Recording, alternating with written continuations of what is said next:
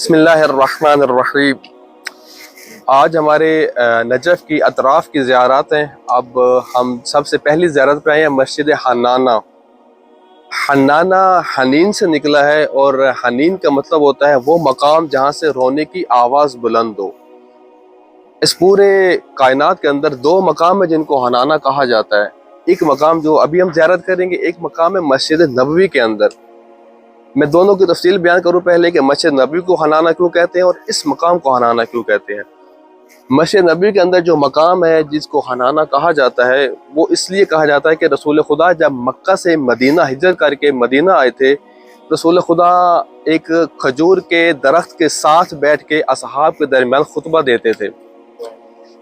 تو ایک دن اصحاب نے کہا، یا رسول اللہ ہمیں یہ چیز گوارا نہیں کرتی، ہم آپ کے لیے ایک بہترین ممبر نصب کرتے ہیں، آپ ہمیں ممبر پہ بیٹھ کے خطبہ دیا کریں۔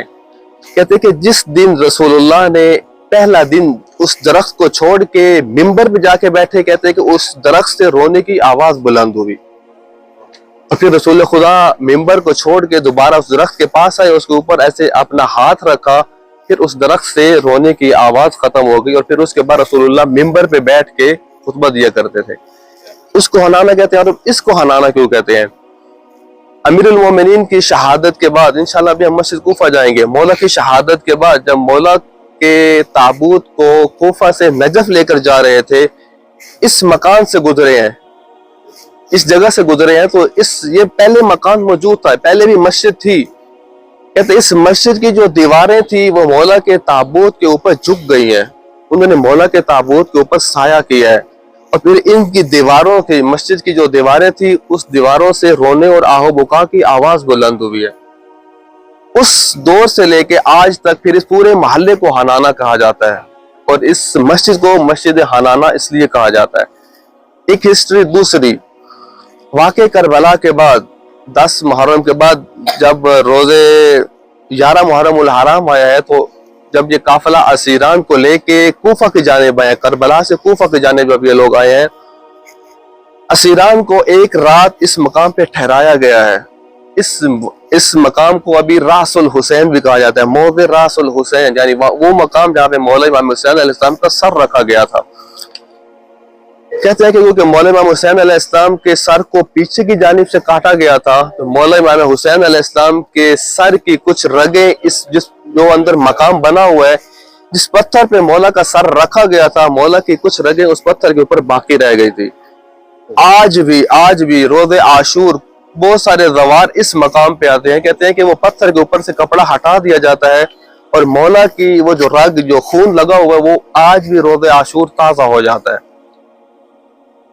ایک اور دوسرا، اندر جائیں گے تو ایک تصویر آپ کو پتھر کے ساتھ پڑی ہوئی نظر آئے گی کہ اس رات جب مولا کا سر اقدس رکھا گیا تھا، اس وقت یہ کاغذ قلم نہیں ہوتے تھے، ایک مصور نے مولا امام حسین علیہ السلام کی پتھر کے اوپر تصویر بنائی تھی، کہ مصور بیٹھا ہوا ہے اور اس نے مولا امام حسین علیہ السلام کی تصویر بنائی تھی پتھر کے اوپر۔ بس مصائب پہ ایک جملہ پڑھ دیتا ہوں۔ جب یہ قافلہ اس مقام پہ پہنچا تھا، وہاں سے ابن زیاد نے قاصد بھیجا تھا کہ شمر کو جا کے کہو کہ ابھی تک ہمارے بازار نہیں سجے، ابھی تک ہمارے شراب والے لوگ نہیں آئے، اس قافلے کو آج رات کوفہ سے باہر کہیں ٹھہرا دیں۔ پھر سید زادیوں کو ایک رات، مولا سجاد علیہ السلام تمام بیویوں کو ایک رات اس مقام پہ ٹھہرایا گیا تھا۔ ایک وائز کا جملہ ہے، وہ پڑھ رہے تھے کہ جب اس مقام پہ سید زادیوں کو روکا گیا تھا، ان لوگوں کو ڈر تھا کہ کوفہ شیعان علی بھی رہتے تھے، بے شک کربلا میں نہیں پہنچ سکے کسی وجہ سے، ان کو ڈر تھا کہ کوئی رات کو ہم پہ حملہ نہ کر لے، اور جو سر ہمارے پاس ہیں اہل بیت علیہ السلام کے، وہ کوئی ہم سے لے نہ لے۔ کہتے شمر نے کہا ابن عمر سعد سے کہ یہ سر ہے مولا امام حسین علیہ السلام کا، یہ آپ ان بیبیوں کو دے دیں، کہ پوری رات روئیں گی، اگر کوئی آیا تو ہمیں پتہ چلے گا۔ کہتے ہیں وہ سارے اقدس انہوں نے مولا امام حسین علیہ السلام کا بیویوں کے حوالے کیا، اور بیویاں پوری رات اس مقام پہ مولا امام حسین علیہ السلام پہ گریہ کرتی رہی، اور صبح دوبارہ یہ قافلہ یہاں سے اسیران کا قافلہ کوفہ چلا گیا۔ اندر ہم جب جائیں گے، مقام ہے مقام راس الحسین، اس کی زیارت کریں گے، اور اس جگہ پہ زیارت مولا امام حسین علیہ السلام پڑھی جاتی ہے۔ سامنے زیارت ہے، میں بس پڑھ دیتا ہوں، پھر آپ لوگ اندر زیارت کر لیں، اور 2 رکعت نماز ہدیہ مولا امام حسین علیہ السلام تمام ظاہر پڑھیں گے اس مقام پہ۔ آواز بلند تر صلوات۔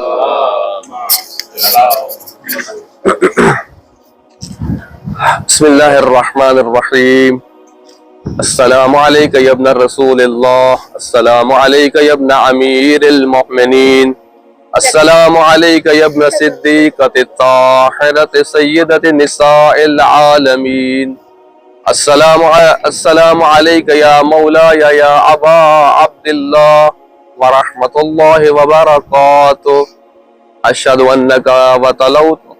أنك قد أقمت الصلاة وآتيت الزكاة وأمرت بالمعروف ونهيت عن المنكر وتلوت الكتاب حق تلاوته وجاهدت في الله حق جهاده وصبرت على الأذى في جنبه محتسبا حتى آتاك اليقين. وأشهد أن الذين خالفوك وحاربوك وأن الذين خذلوك والذين قتلوك ملعونون على لسان النبي الأمي فقد خاب من افترى. لعن الله الظالمين لكم من الأولين والآخرين وضاعف عليهم العذاب العليم.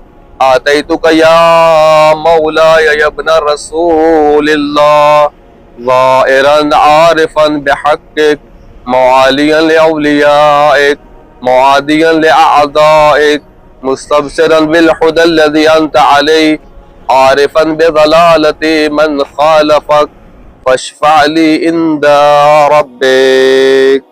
بواز بلند الصلوات.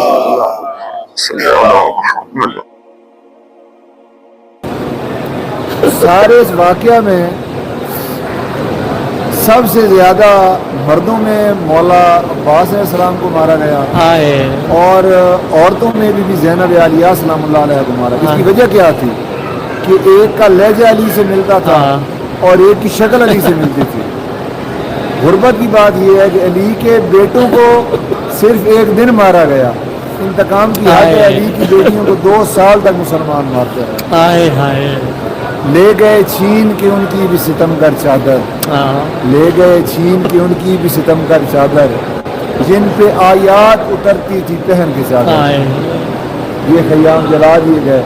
اسلام کے ساتھ اس سے بڑا کیا ظلم ہو سکتا ہے کہ وقت کی حجت کو واجب القتل کرا دیں گے. اقبال صاحب نے خوب لکھا کہ عجب مذاق ہے اسلام کی تقدیر کے ساتھ عجب مذاق ہے اسلام کی تقدیر کے ساتھ کٹا حسین کا سر نعرہ تکبیر کے ساتھ.